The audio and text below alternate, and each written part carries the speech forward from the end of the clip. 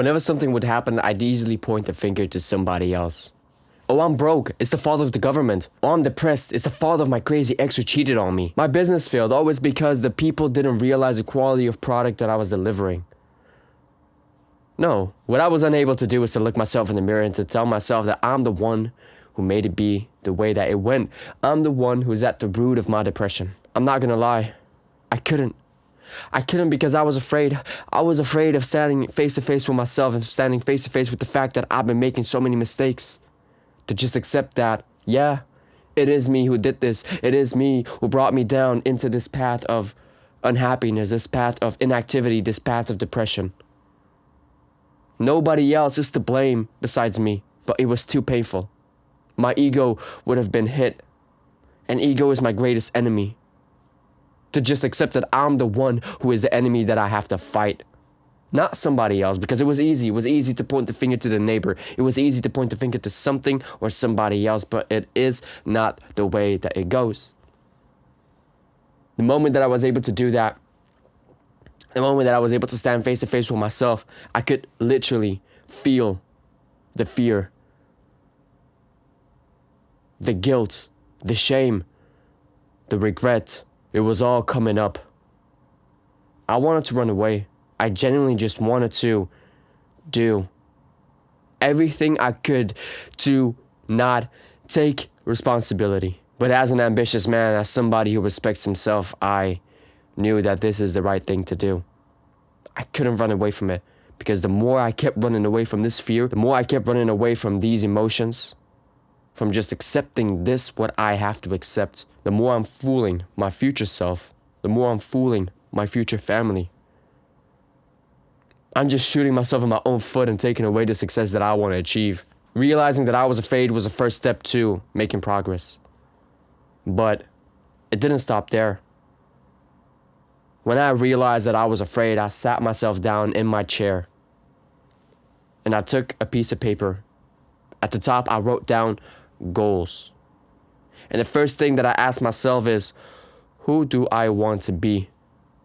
What kind of man do I want to be? What are the qualities that I respect within a man? What are the qualities that I would respect about myself? And I started writing down everything that I could think of. That gave me a clear picture of who I want to be. And then I knew, this is who I want to be. Everything that contradicts this idea of the man that I want to be has to be discarded. Everything. That means I have to stop smoking weed. That means I have to stop fucking around. That means I have to start going down a path, a lonely path of just simply working really hard on becoming the person that I want to be so that I can then attract the people that I want to attract in my life. I want to have other ambitious men in my life, which I didn't have back then. I wanted to have a certain quality of woman in my life that I didn't have back then, that I couldn't attract because who was I? A lowlife. A lowlife who was smoking weed, running away from his truth. Somebody who would put the blame on somebody else when things would get difficult, or when he was the one who would be seen as bad. No, I don't want that. So I got into my defense mechanisms and I did everything I could to not put the blame on me. But one of the most empowering things that you can do, especially as a man, especially as an ambitious man, as anybody who wants to become the greatest version of himself, you have to be a leader and you have to embrace it. And the path of being a leader, the path of being somebody who stands for something, is that you have to carry a lot of shit on your shoulders. You have to accept that, yes, people will talk bad about you. People will see you as somebody they don't want to be involved with for the main reason only. You reflect back what other people are lacking. That means that you have to suffer. And I in that moment realized, damn, I have to suffer. I will have to suffer so much, and it's going to be very challenging. It's not going to be easy. But then a thought popped into my mind like, okay, well, I have to suffer for the goal that I want to achieve, for the man that I desire to be. But what's worse, suffering and getting closer towards the person, the man, the goals that I want to achieve in my life, or suffer because I'm unable to stand face to face with myself and to acknowledge that I'm afraid of this path, that I'm afraid of making mistakes. When I weighed out both of them, it was a no-brainer. I realized that choosing the path where I am aligned towards my goals is worth suffering for. Before, I didn't know what I was suffering for. I was kind of blinded by my emotions. But when I addressed my emotions, when I addressed what was happening, when I addressed the fact that I'm afraid, things started to click. So thanks to that clarity, I was able to address what is worth suffering for. The thing about life is that you will always be challenged in some sort of way. But in order to know what challenge you have to take on, to know what fight you have to actually fight, instead of just wasting your time doing things and fighting a war that doesn't make any sense and that doesn't get you closer to the path that you want to be, you have to address where you want to be. You have to address the destination you want to reach. Because if you don't have any destination, if you don't know where you're going, where do you think that you will end up? Imagine driving your car or being on your bike, opening up Waze or Google Maps or whatever, Apple Maps, and just having the map open.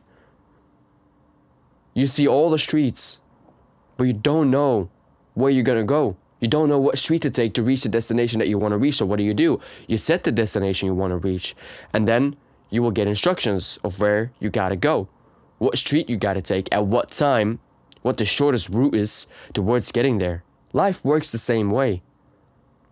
In order to know where you gotta go, what decisions you gotta make, what actions you gotta take, what you gotta sacrifice, you have to set the destination. And that starts with your goal. Now that I had addressed that I was afraid, now that I had addressed and realized the goal that I want to achieve, the things that I will have to do in order to get closer to it, it was now just simply a step of acknowledging the fear, embracing the fear.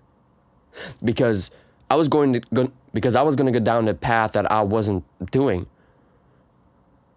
That meant that I had to reshape my entire identity. That meant that I had to reshape my entire vision. So that brings so much fear, that brings so much resistance. You know, every time you got to go into a new group and introduce yourself to somebody, and you're not really familiar to doing it, of course, you feel kind of awkward. You don't really want to do it. Your mind is telling you, no, you better don't do it.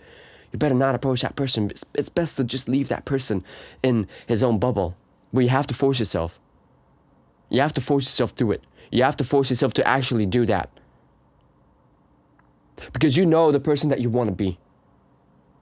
You know where you want to go. As you know where you want to go, everything that you do that is contradicting the destination that you want to reach, that you have set out for yourself, is you not making any progress towards the goal that you want to achieve. Although I know where I want to go, although I know what goal I want to reach, that doesn't mean that I don't experience any emotions. Of course, constantly. Every day I feel resistance. Every day I feel afraid. Every day I feel like I'm not good enough. Every day I feel imposter syndrome.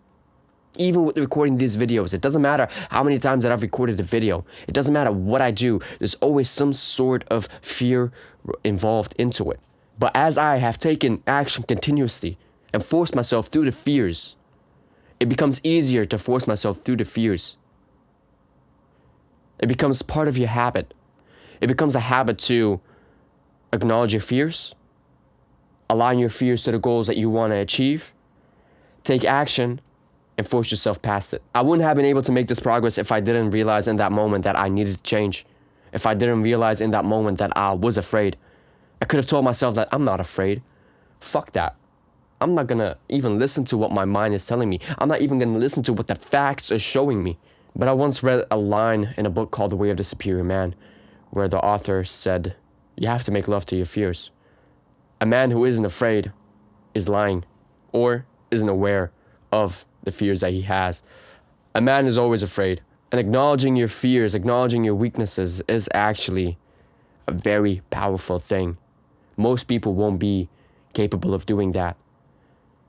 Most people will actually start fearing you. Funny enough, people will actually fear you when you can address your fears. When you can address and show that you are egoless. Because that's what it amounts to. It shows that you have no ego. that you are open to learn, that you are open to improve. When people see that somebody else is open to improve, that's quite scary. Now, I'm not saying that I'm a scary guy for other people, because if I do, then that is some sort of ego that is coming up and trying to chime in and distract me. But I don't know. I don't care. All I know is that I'm afraid of everything that I do. I'm afraid of the outcome, of what will happen. But that doesn't mean that that will hold me back from taking action. That doesn't mean that that will hold me back from not doing the thing that is necessary. Because not aligning myself to this fear, ignoring this fear and pushing it away, out of experience, I know that it will only lead me down a path of depression. Because I know that I'm not making progress towards the goal that I want to achieve. I'm not becoming better. And I will never be able to reach the level of success that I want to reach. I will never be able to inspire everybody because I would be inauthentic. I would be a liar. I would be a fool. So I have to stand here. Although I don't really want to at times. But I know it's worth suffering for. I'd rather be standing here than work a 9 to 5 for my entire life and retire at 71. Because I once did some research on when the estimated time of my retirement would be. And that would be at the age of 71. I'm 27. 27. I have to work till 71 if I follow the traditional path of a 9 to 5. I'm not going to do that. That gives me so much motivation to keep pushing, to keep persevering, to keep going through the fears, to keep pushing through, to wake up in the morning, to sacrifice everything in my life, to make sure that I wake up at 4 a.m. before work, to make sure that I get some work in, to wake up at 4 a.m. in the weekends even, to put in the time that is necessary the entire day to make sure that I move the needle forward to the goals that I want to achieve. Because I know that the suffering is worth it, because what lies ahead of me, if I continue down this path, is only great things. Do I exactly know what I will achieve? No, I don't. But what I do know is that I keep improving. What I do know is that I'm doing the things that are required of me. What I do know is that I can trust myself. And if I didn't accept that I was afraid, then I would not have come down to this path. I would not have been at the point that I'm at right now. And I'd be deeply depressed, because that is how my life has been. There was a time where I was in a relationship with a girl that I didn't want to be with because I had settled down for somebody I didn't want to be with. And for 2.5 years, I was depressed. For 2.5 years, I was unhappy. For 2.5 years. Because of being afraid of making a decision of breaking up with her and telling her that she's not the woman that I want to be with, I was ignoring the path that I needed to take. And the needle wasn't moving forward, I was digressing. Because before I met her, I quit smoking weed.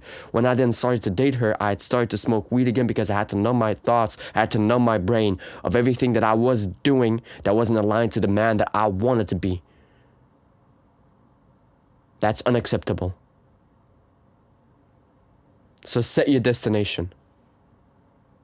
Acknowledge that you are afraid. Take leadership and make sure that your suffering is worth it. And it is worth it if you have a goal that you have to strive for. It is difficult, yes. Yes, but what's more difficult? Living the life that is aligned to the person that you want to be, or living the life where you are afraid of becoming the person that you want to be. I hope this video has been of value for you. I want to wish you a very nice day. Oh, by the way, if you want to learn how to manage your emotions to make better decisions, click the first link in the description box or go down to the comment section. By the way, also let me know what you thought of the video. And always remember that you are 100% responsible for the results in your life. Make the hard decision today, and I'll see you in the next one. All right? Bye-bye.